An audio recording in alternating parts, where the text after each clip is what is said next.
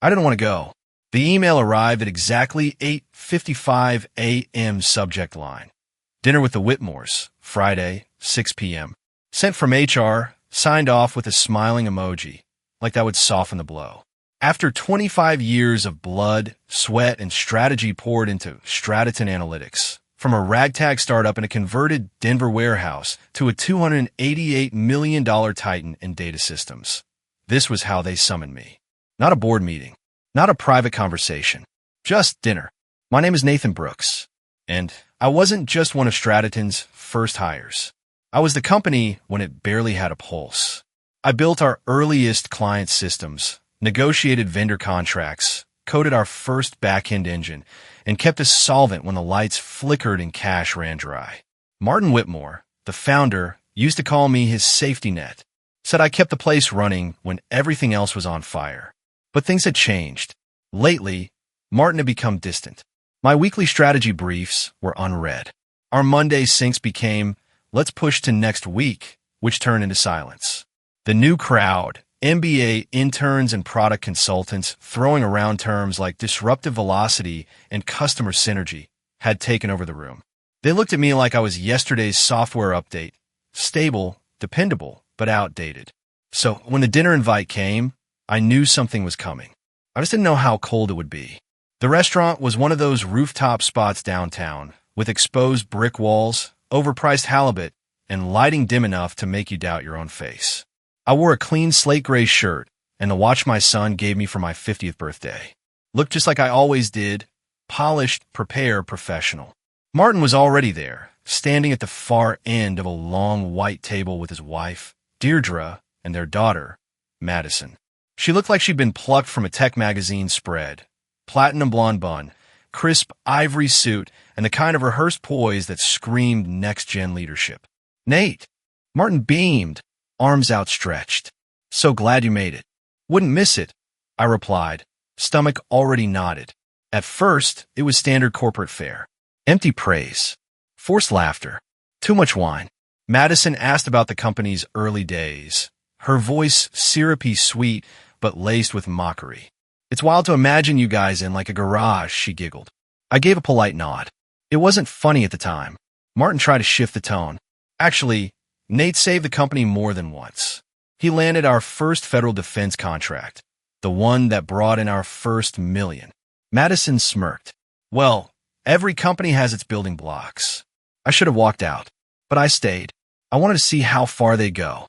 Midway through the overpriced halibut, Martin leaned forward. Hands folded, eyes serious. Nate, we've been thinking a lot about Strateton's future, he said. You've been instrumental in getting us here. Here it comes. But as we move into our next phase, we think it's time for new energy. A fresh vision. Madison just wrapped up her executive leadership program at Stanford. She's bursting with ideas, blockchain, AI, branding refresh, the whole works. Impressive, I said evenly. What's the transition plan? Martin looked relieved. 7 weeks. She'll shadow you. Formal announcement goes out after next quarter's call.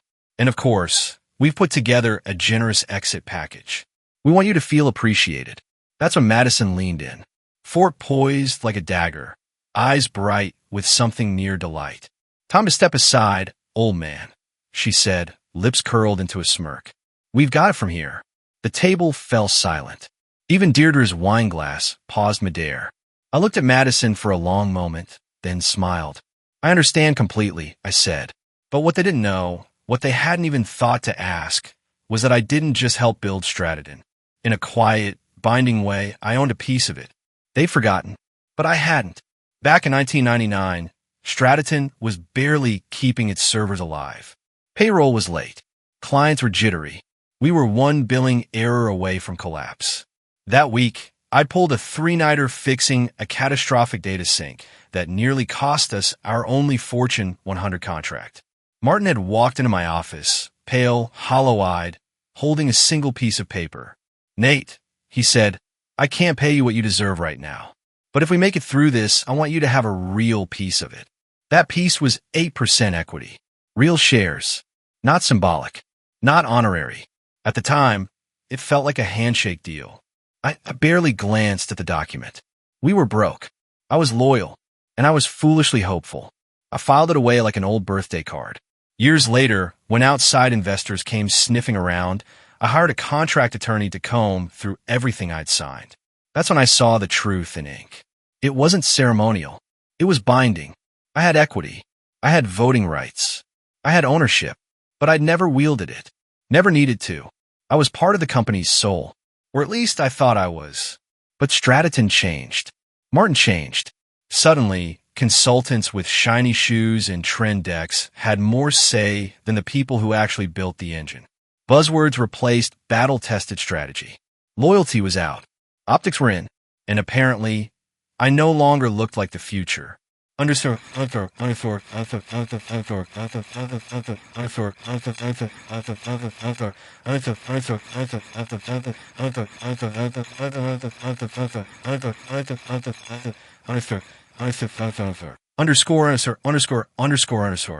The following Monday, I walked into work as if nothing had happened. Smiled at the front desk. Poured my black coffee from the old machine that still hissed like a steam train. Logged into my terminal. No formal announcement. Just silence. Austin, our lead data engineer, stopped by my office. Tall, always in hoodies, brilliant with back-end logic. He looked uneasy. "You okay?" he asked.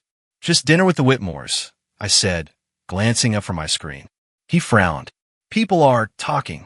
Let them wonder," I replied. I wasn't ready to show my hand. Not yet. Instead, I logged into the shareholder portal. My 8% was still sitting there, untouched, quietly growing in value. With the new funding rounds, that sliver had become significant. I downloaded everything: shareholder agreements, voting clauses, board approvals, executive pay. Then I called Amanda, Martin's assistant. "I'd like 25 minutes with Martin," I said. "Just the two of us." She blinked. "Okay, I'll check his schedule." By Wednesday, I was in his office. Martin looked up with the kind of smile you reserve for unpleasant errands. "Nate," he said, motioning to the chair across from him.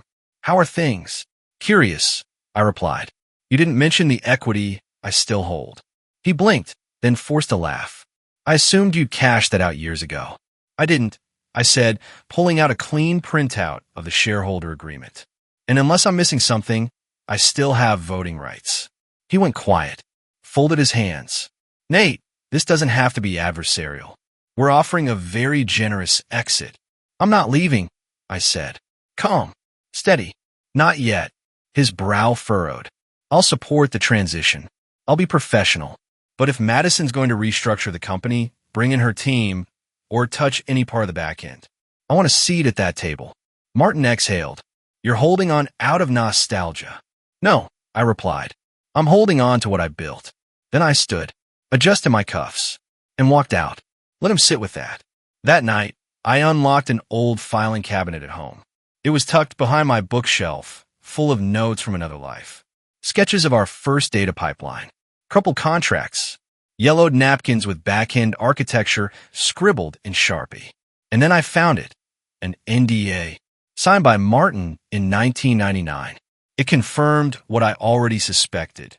Several of our core systems were based on prototypes I developed independently before joining Stratton. Work I did as a private consultant. Intellectual property I brought in and modified for the company. It was the kind of fine print most founders forget. But I never did. The next morning, I met with Julie Ramirez, one of the best IP lawyers in Colorado and an old friend from my tech incubator days. We sat in a quiet little cafe near Union Station. I handed her a thick manila folder filled with documentation, timestamps, diagrams. "Can I protect this?" I asked. She flipped through it for about 10 minutes, then looked up and smiled. "Nate, you own this. And with your equity stake, you've got a hell of a lot more leverage than they realize." I exhaled. 17 years of restraint pressed down on my chest. They thought I was just a legacy artifact. Julie leaned in.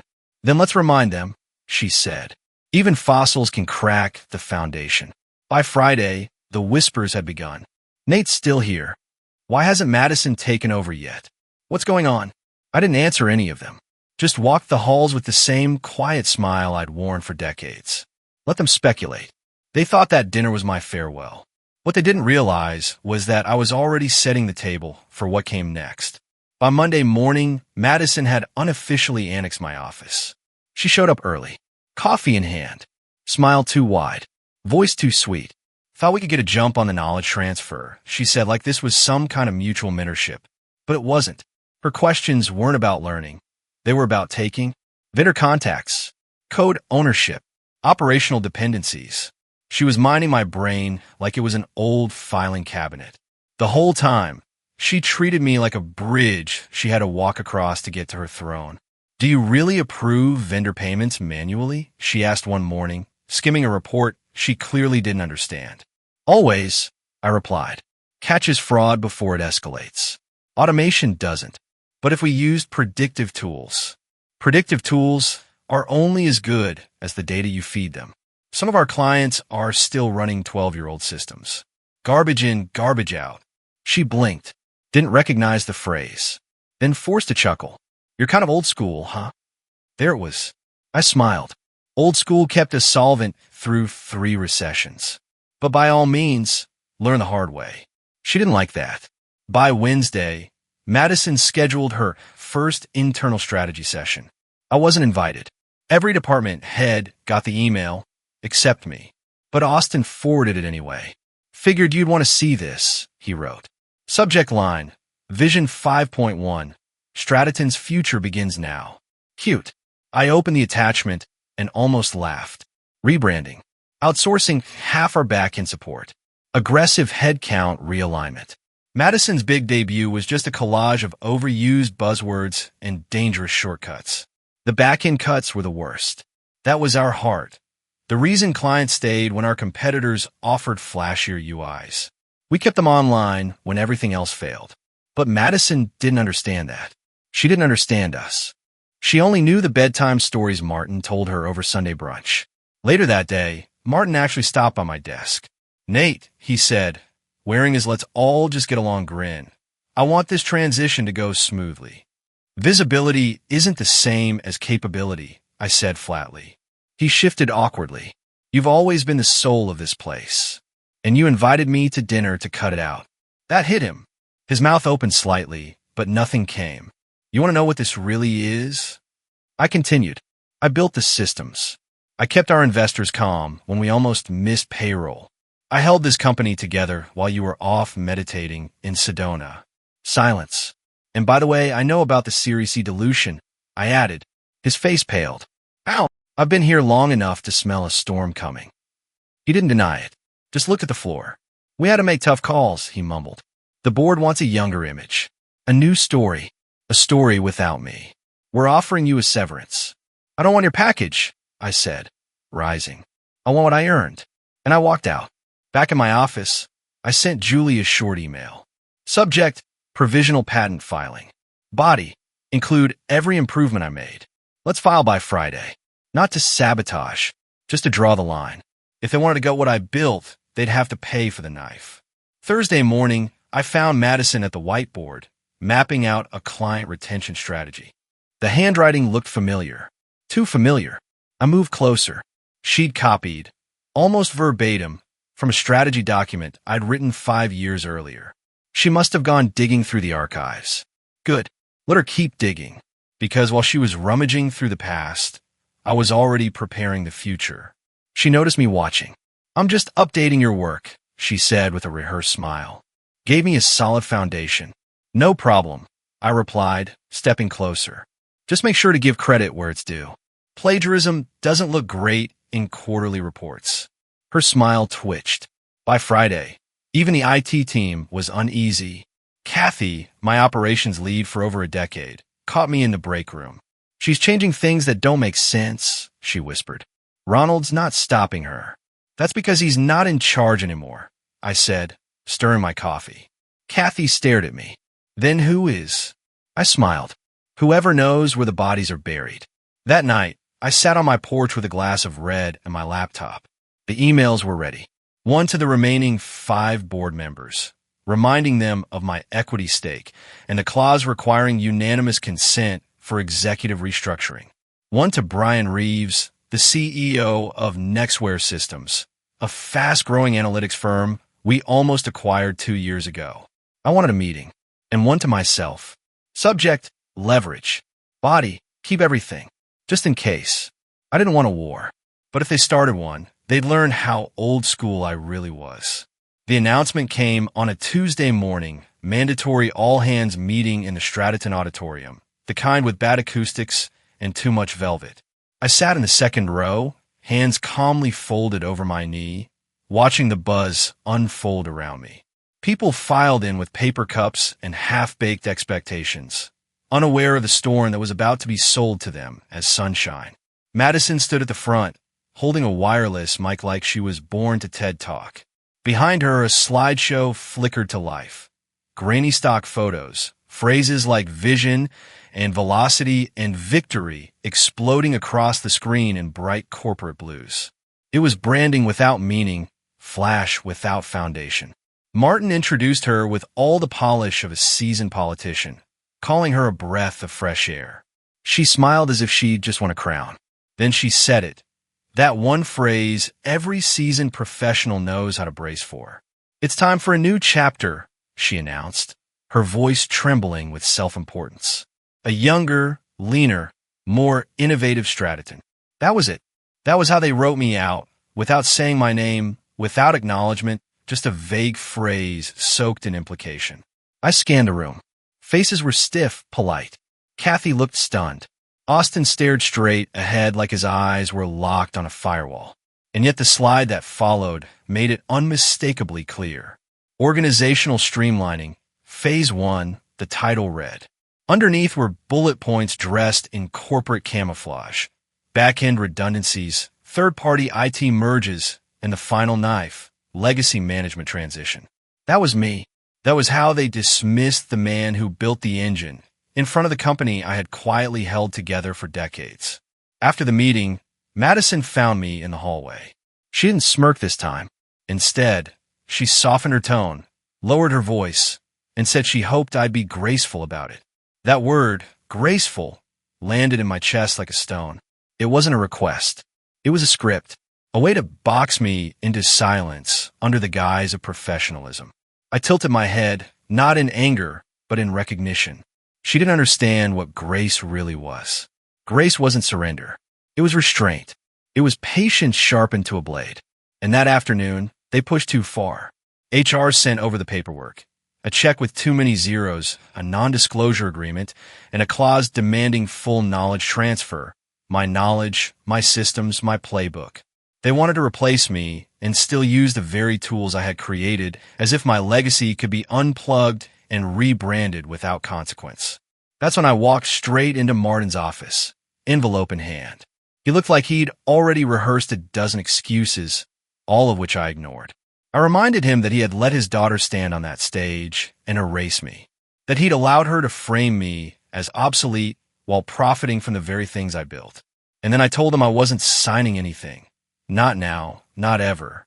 He stiffened and told me I was leaving them no choice. I reached into my bag and pulled out the original agreement. Calmly, I laid it on the table and reminded him that I still held a seat on the board. Try to force me out, I said, and he'd be violating the legal structure we'd created together decades ago. I warned him that her so-called innovations were not only reckless, but potentially illegal. The back-end cuts she was pushing jeopardized core infrastructure. The automation model she was parading around violated data use clauses in multiple client contracts. Martin looked like a man watching his house catch fire from the inside. But I wasn't trying to burn it down. I was making sure it didn't collapse on top of me. That night, I sat across from Kathy and Austin in a quiet diner off Spear Boulevard. I handed each of them a sealed envelope. Inside were timelines, documentation, timestamps, everything they would need to prove that the systems we'd built weren't just operational assets, but protected intellectual property. Austin asked if I was suing. I told him not unless I had to. I wasn't trying to scorch the earth. I was fencing the perimeter. I warned them that Madison was already planning a second wave of restructuring. Kathy nodded. The PR team had already begun drafting an acquisition-ready press release. Stratton was being buffed and polished like a product on a shelf. But what they didn't realize was that the packaging was fragile and the real weight of the company, the systems, the clients, the loyalty, still lived in the code and the people who knew how to read it. For 5 days, I moved quietly through the building like a ghost with keys. I avoided drama. I smiled at interns. I stayed invisible, but I was everywhere. I met with Julie again and filed a cease and desist against the unauthorized reuse of my proprietary logic. I sent a formal letter to the board opposing any structural overhaul until an independent audit was completed. I had coffee with Brian Reeves, the Nextware CEO, at a corner table in a quiet bistro. We didn't discuss takeovers directly. I just mentioned that Stratton's leadership was in flux and that the systems he once tried to acquire were still intact, still working, still mine. He listened carefully. When I mentioned Madison's plans to outsource our backend, he raised an eyebrow. Stratton had already made contact with Nextware engineers. I smiled and told him if he wanted to know which parts were worth protecting, I knew exactly where to look and who still knew how they worked. By Friday, the cracks were showing. Madison's pitch-perfect tone started to fray. Her meetings ran longer, her voice thinner, her ideas rushed. The confidence she had worn like armor began to peel. Her vendor migration plan fell apart when Austin quietly disabled a patch that only he understood. Her rebranding campaign stalled when legal flagged the name for trademark conflicts. Conflicts I'd conveniently tipped off. Her predictive analytics demo crashed during a live session, just like I warned her it would. Garbage in, garbage out. She tried to double down with another staff meeting, spinning the chaos as growing pains. But from the back of the room, I raised an eyebrow and calmly reminded her that disruption only works if there's a parachute, and she had cut every safety net this company had left. She didn't respond. Ronald didn't speak either. He just sat there, slumped like a man who had already handed over the keys to someone driving blindfolded. After that meeting, Kathy pulled me aside. 5 longtime clients had called that day, she said, all worried. One was threatening to pull out completely if they weren't reassured within 72 hours. Madison hadn't responded to any of them. She assumed they would wait, but they wouldn't. That night, I opened my laptop and sent one final message to Brian at Nextware. The subject line was simple: now is the time. Because Stratton still had value, but only if the right hands were holding the wheel. And mine weren't letting go just yet. The next morning, I found Madison in my old office with her feet up on the desk, lazily tossing a stress ball in the air like she owned the world. She didn't even look up when I knocked.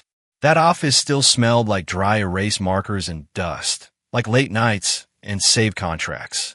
It had been my space not just to work, but to think, to solve, to steer the company through every storm. And now it was a showroom for pretense. She asked if I needed something, her voice clipped like I was an intern. I stepped in, calm and deliberate, and told her exactly what she needed to hear. She was losing the company.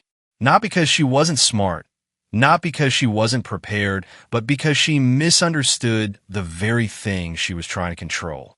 She thought slogans built systems, that branding created loyalty. But Stratton wasn't built on hashtags or color palettes. It was built on trust, on performance that didn't need to be tweeted, on systems that worked when others crashed, on people who stayed late and carried the weight when no one else showed up. Her posture straightened as I spoke.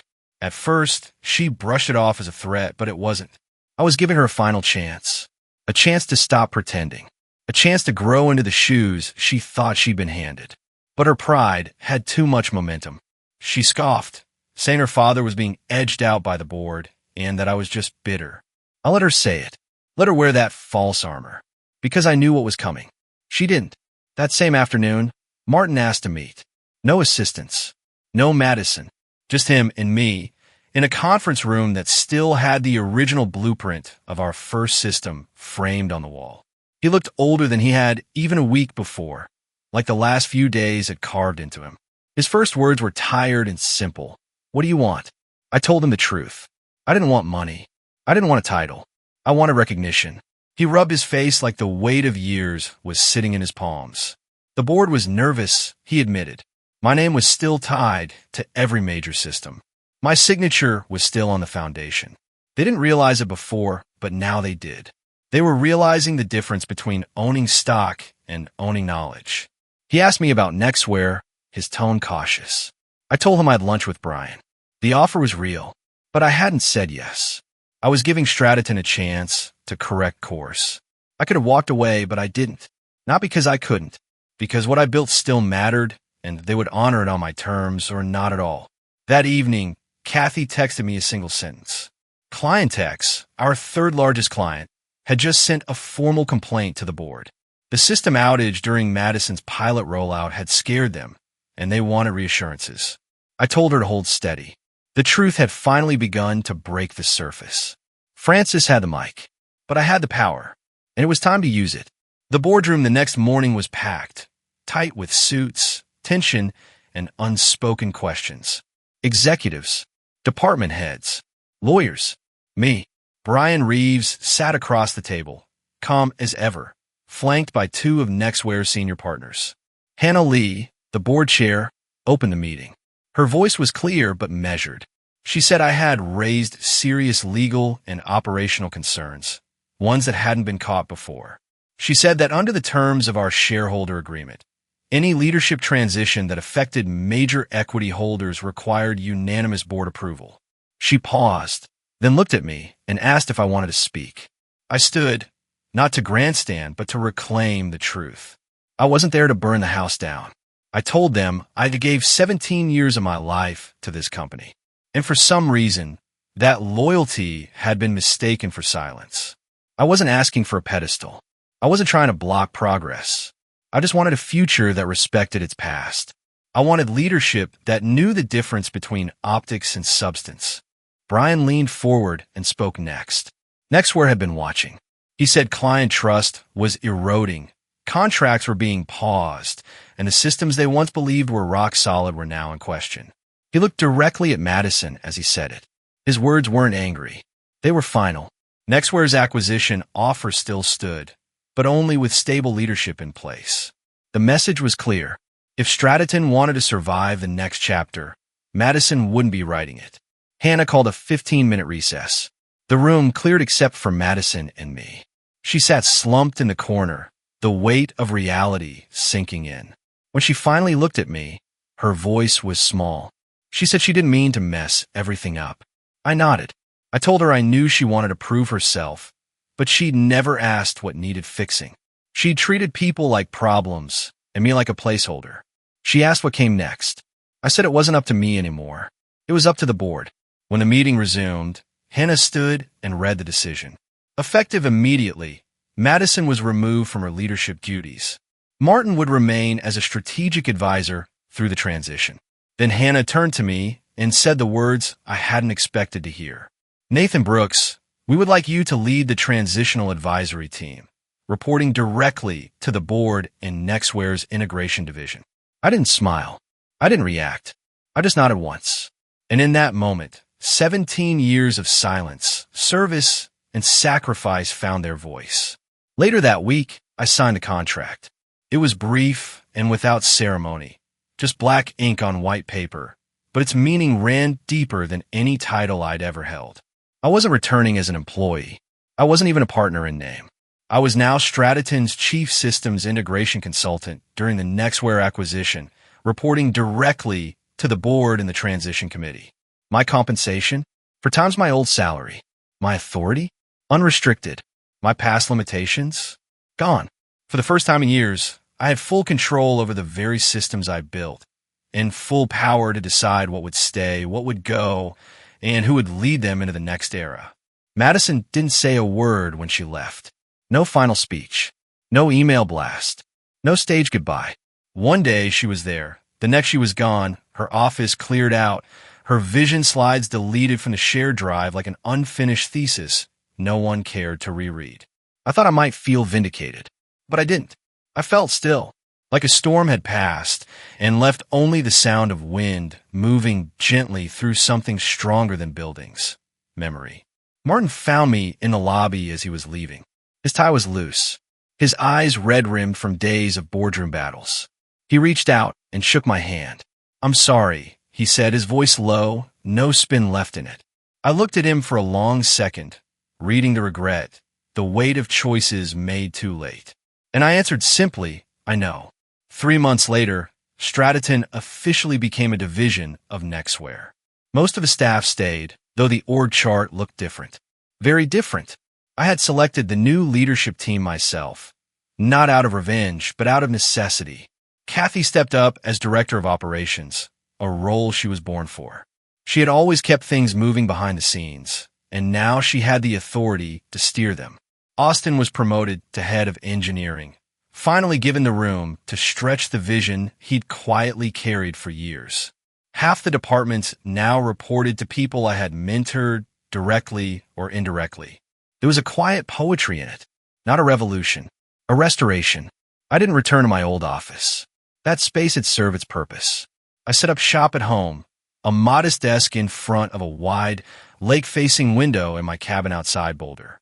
Twice a week, I'd wake before the sun, pour a mug of strong black coffee, and step onto the deck barefoot, the woods still cool underfoot. The sky would be soft with early light, and I'd watch as the dashboards loaded on my screen, the same ones I'd written in the early 2000s, still running clean, still holding up contracts, still catching errors before they became catastrophes. They didn't need applause. They didn't need a press release. They just worked, and that was enough. One evening, a message arrived in my inbox. The sender was Hannah. The subject line read, Legacy. I opened it without expectation. Inside, just one short note. Nathan, what you did, how you did it. None of us have seen anything like it. You didn't just protect your legacy. You reminded everyone what leadership truly looks like. Thank you. I stared at the screen for a while, letting the words settle. This was never about revenge. It wasn't about proving I was right or demanding recognition with fireworks. It was about something simpler, something quieter. It was about knowing what you're worth, about standing by that worth, even when the world turns its back. It was about refusing to let your story be erased just because someone newer had flashier words and shinier slides. Some people build empires out of ego. Others build systems that last. I never wanted a throne. I just wanted the truth to hold. And in the end, it did. If this story moved you, take a moment to reflect. Who are the silent builders in your life? The ones who never ask for credit, but hold everything together. Leave a comment below and share their name. Like this video if you believe loyalty and quiet leadership still matter. And don't forget to subscribe for more powerful stories that remind us. Legacy isn't what you say, it's what you build.